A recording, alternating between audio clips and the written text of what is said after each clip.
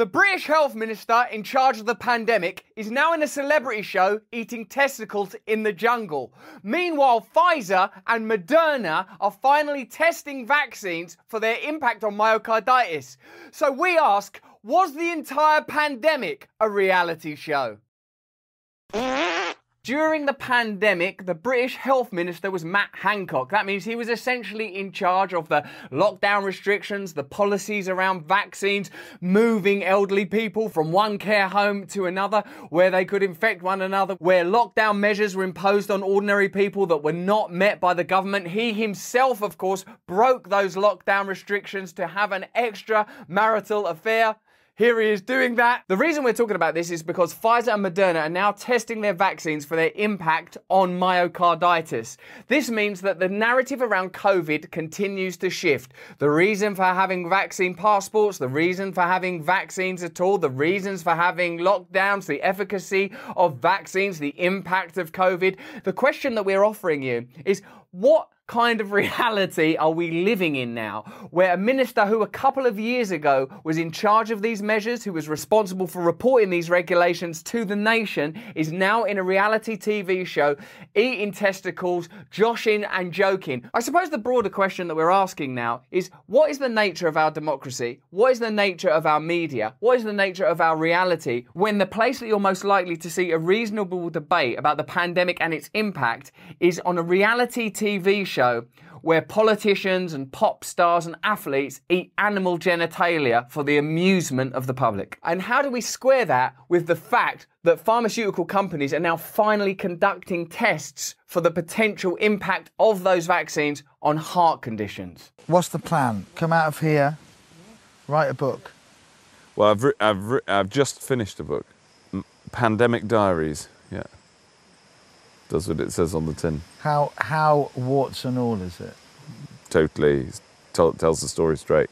Okay, so let's have a look at what that straight story might be. Matt Hancock gave PPE contracts to his friends. That means that some of the equipment that's used in hospitals was manufactured by companies that Matt Hancock personally awarded contracts to. In many cases, companies that had no experience in the manufacture. So it's an explicit example of what would seem to be corruption. He discharged untested residents from hospitals back into care homes, resulting in a vast death toll. The government that he was part of used legal coercion to restrict basic human freedoms of the entire population for the best part of 2 years while disobeying them themselves. Now, I suppose it's ordinary and natural that times move on, that there is progress, but has there been a real reckoning? Have we really addressed what went on in those 2 years? Have we addressed the measures that were taken medically, socially, legally, ideologically, the shaming of unvaccinated people? Again, I'm not offering you a concrete conclusion on what would have been the best way to handle that pandemic.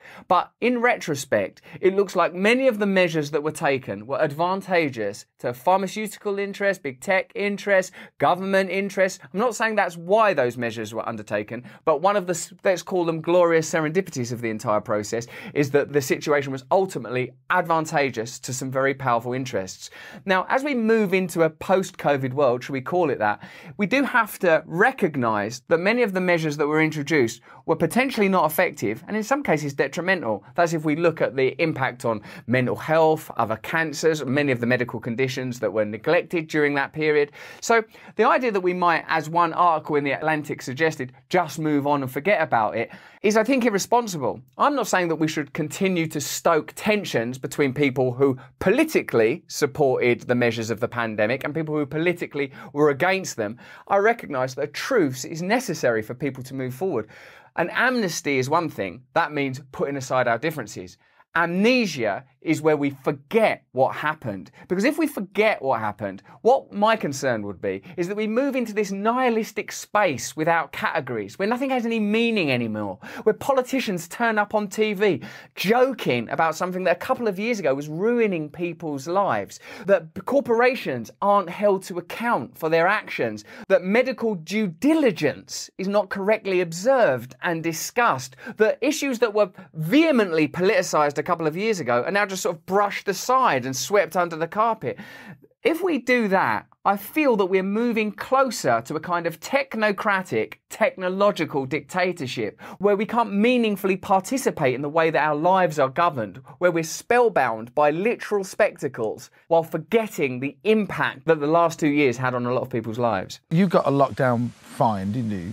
No, of course I didn't. I thought you broke lockdown rules. No, I did not. All right, I didn't break Tiger. any. You were socialising someone outside of your household. Yeah, I didn't break any laws. Guidance is different, but anyway, I don't want to go. Oh, so there's a rule and there's a law. Guidance. The guidance is guidance. Right. But the problem was it was my guidance. Exactly. That's why. So Why did you break your own guidance? Why did you break your own guidance? It's interesting that it comes down to sort of semantics and regulatory language, that guidelines are offered, like you shouldn't leave the house, you shouldn't mix with people from other households. Can you remember the moral hysteria of that period? Can you remember how people sort of went on the television to say we should condemn unvaccinated people? Oh, you can't shame them. You can't call them stupid. You can't call them silly. Yes, they are. Can you remember the certainty? See, now there is new ambiguity. Oh, we're not sure if that was right. We're not sure if that's correct. Some science suggests this, some tests suggest that. Well, that's not what it was like 2 years ago. 2 years ago, there was tyrannical certainty, dictatorial certainty. And those people and those interests are broadly still in power. Of course, some of the individuals are being moved on. But what I'm asserting is the same system that was in power then is in power now.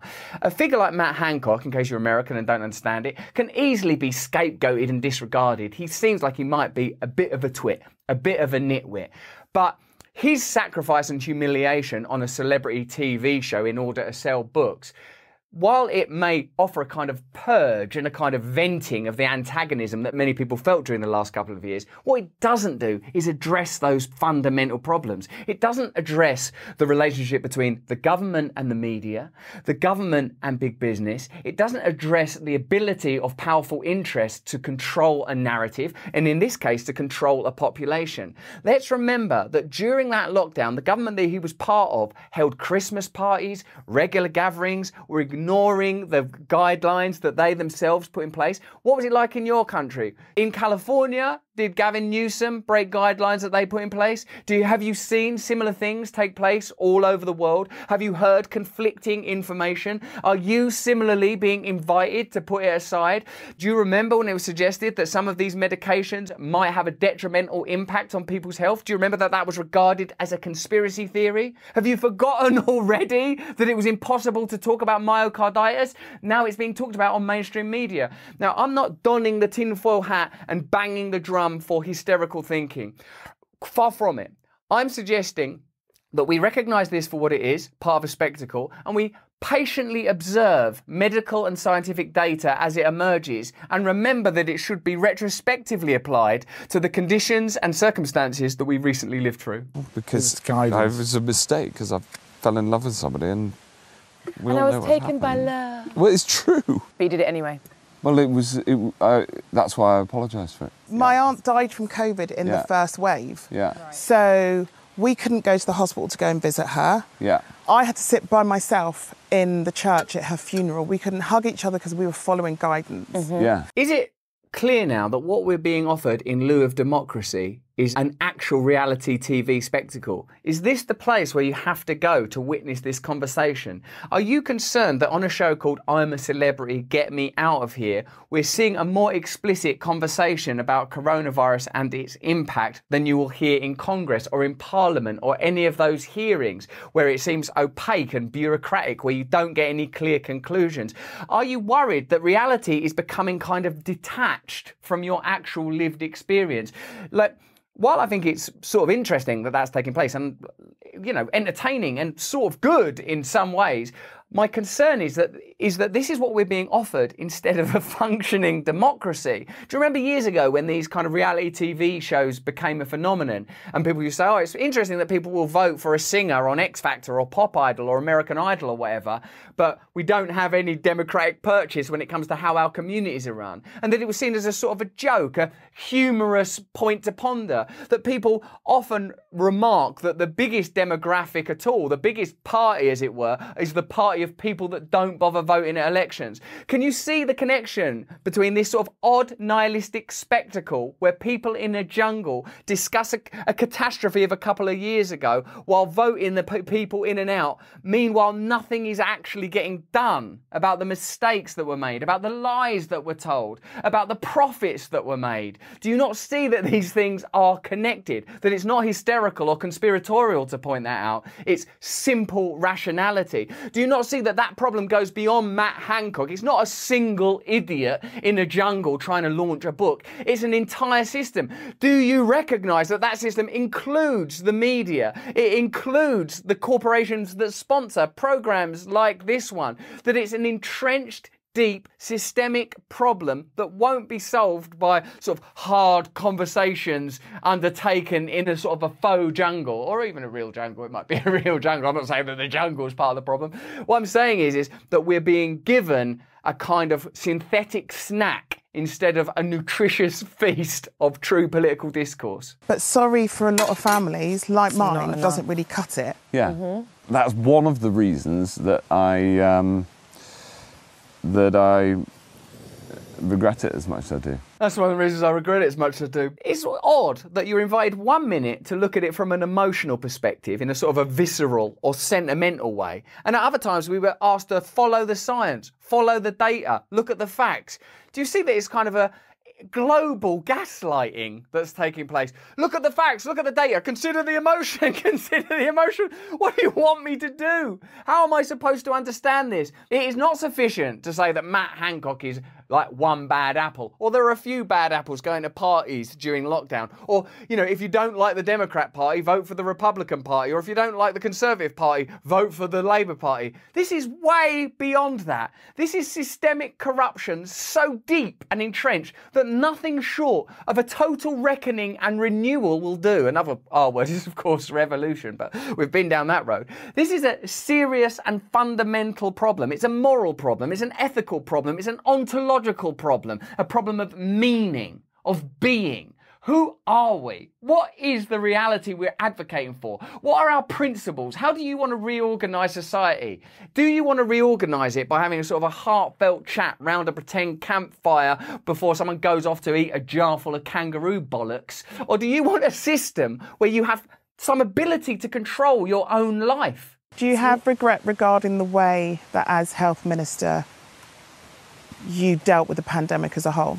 So the pandemic as a whole, no, I'm much, much more robust in my defence of it. Because even when PPE with carers? Yeah. Now, what I'll tell you from my limited experience in television is that those people will have been briefed. I'm not saying that the whole thing is constructed, but there will have been a moment where the woman talking to Matt Hancock would have been in, I think they use a little booth in Celebrity, and they would go, what do you feel about the pandemic? And do you remember when people were released into care homes and the PPE equipment stuff? Yeah, well, it would be good if you had a conversation with Matt. So it's not like it's a total construction, it's kind of managed reality. Obviously, we understand that, but this managed reality is, I'm afraid, much too similar to the managed reality of congressional discourse or Senate hearings or parliamentary inquiries. When Matt Hancock referenced the parliamentary inquiry, do you seriously imagine that the outcome might be the media were not explicit and transparent about the complexity of the situation? For the pharmaceutical industry were not made accountable for the vast profits that they were making. The clinical trial process was not as thorough as it ought to have been. We're only now looking at myocarditis. We banned people from discussing issues that were relevant and necessary. We condemned people, and key workers lost their jobs as a result of ideas that have since been proven to be untrue and overturned. That is not going to be the inquiry. What will happen is your attention will be moved to another conflagration, conflict or war where you'll similarly be restricted in your ability to assess and analyse it. This little TV show and this vast issue demonstrate precisely what's going on in the world right now. You're being deliberately bewildered, nauseated, kept in a bilious state where you're unable to assess reality, that induces a kind of nihilism. What is it that we're not allowed to discuss right now that in a couple of years you'll see someone on a dancing show or an ice skating show or where they're fired out of a cannon joking about it? What is it now? What potential issues? Because already this is what's going on about myocarditis, which on this platform I wouldn't have been able to discuss probably 2 months ago, 3 months ago. Listen, both Pfizer and Moderna are launching clinical trials to track health issues, if any, in the years following a diagnosis of vaccine-associated heart problems in teens and young adults. The if any there is a superfluous phrase inserted by NBC, where we got this information from, to indicate, well, there might be none. We might find that there are none. There are certainly some interesting graphs and data available that seem to suggest that there could be significant findings in those areas. There have been around 1,000 reports of vaccine-related myocarditis or pericarditis in children under age 18, primarily young males, according to the Centers for Disease Control and Prevention. Most of those who developed the condition have fully recovered, although research so far has only looked at how well they're doing after several months. Some doctors wonder if it can cause permanent damage to the heart. Do you remember at the beginning of this pandemic and the beginning of the vaccine recommendations saying, how can they possibly have clinically trialled it over a long time frame, because we haven't had a long time frame? Do you remember how those questions were looked at as akin to saying, oh, do you reckon aliens came here years ago and helped to advance human civilization? Which I also believe, actually. Now, the first research in the US is underway, tracking adverse health effects that may appear in the years following a diagnosis of vaccine-associated heart problems. Now, I recognise that people aren't perfect, that people can make mistakes, and even large corporations with very checkered histories can make legitimate errors. All I'm suggesting is that at the beginning of this pandemic and during it, there was a degree of candour in the communications. We can't possibly know what the outcomes are because we haven't been able to do extensive trials yet. We're suggesting that people take these medications, but if you were cynical about those medications, we'd certainly understand that. We're not suggesting that it's going to prevent transmission because there have been no trials around transmission. It should be a decision that people make for themselves. Do you remember that? Or do you remember Matt Hancock confidently standing behind podiums suggesting a particular moral stance? Or Joe Biden saying that this is a pandemic of the unvaccinated? Just remember that the whole thing is starting to look like a reality TV show now. Do you remember the phrase COVIDiots? Do you remember Don Lemon saying that we should stigmatise people? Like, under what circumstances is it acceptable to stigmatise anybody for anything? At some point, you're going to have a conversation with people that you disagree with if you want to have a thing called society. Early findings from the research could be published as early as next year, sources told NBC News. Now it's on mainstream media. That's how we're even able to talk to you about it, because part of our model is, in order to ensure that we are not banned, we wait for mainstream media sources to report on this stuff, and then we give you it with perhaps a little edge of serrated truth. In some cases, people who have developed myocarditis after a viral infection can suffer scarring along the heart's tissue, reducing its ability to pump blood and circulate oxygen around the body, said Dr. Leslie Cooper, the chair of the Department of Cardiology at the Mayo Clinic in Rochester, Minnesota. It's unknown how many people with vaccine-associated myocarditis will experience this scarring, he said, noting that about 20% of people with myocarditis linked to viruses go on to experience heart failure. It could be 2%, it could be 0%, it could be 20%, he said. Quite a range. 0%, oh good. 2%, 20%, you bastards! That should have been on the packet! He said, referring to the percentage of people with vaccine-associated myocarditis who could experience long-term heart consequences. We don't know the answer. We don't know the answer. Finally, a little bit of honesty. I look forward to seeing that guy in a jungle or ice skating or on a dolphin's back telling us that it was all a big joke and that he fell in love and he made some mistakes. PolitiFact said Facebook previously flagged myocarditis studies in its effort to combat false news and misinformation on its newsfeed. One of the aspects of this story has been censorship. Don't let these kind of shows and these kind of conversations fool you into thinking that there is transparency. This I would regard as still management of the information. Again, I'm not suggesting there's a conspiracy. There doesn't need to be a conspiracy when interests converge, as George Carlin always pointed out. If people have generally the same interests, there's no requirement for an explicit conspiracy. If mainstream media, government, big tech, big business are all porous organisations with revolving doors between them, there is no need for explicit conspiracy. Pfizer files were due to be fully released in 75 years. In 75 years, we'll have reality TV shows where Albert Baller, propped up using AI and vampired blood, totters about in some sort of snowscape, building igloos and laughing about all this in some post-apocalyptic reality show in which the few remaining humans giggle and chuckle and congratulate themselves and one another on a perfectly functioning democracy. I would say that Matt Hancock's appearance on I'm a Celebrity, Get Me Out of Here, and the admission that there are aspects of vaccine health and consequences that were not openly discussed when it was important and relevant to do so, shows us that what we're living in is a kind of spectacular reality, where what we have instead of democracy is the appearance of democracy, where what we have instead of honest conversation are contrived encounters after the fact with no ability to change our reality or our society or our systems based on the information that we are acquiring. Even when new regulation is introduced to control farmer pricing in the United States of America, we hear that it won't meaningfully impact their profits. We are living in a rigged system, and the only time you get a chance to vote is when it doesn't mean anything, is when it's part of a reality TV show. Your vote in the midterms, your vote in elections will lead to more or less the exact system you've got now. And that's what you should be thinking about. But that's just what I think. Let me know what you think in the comments. Let me know what you think in the chat. If you enjoyed this video, have a look at either of these. Sign up to our mailing list and watch us every day on Rumble in full for free. Stay free.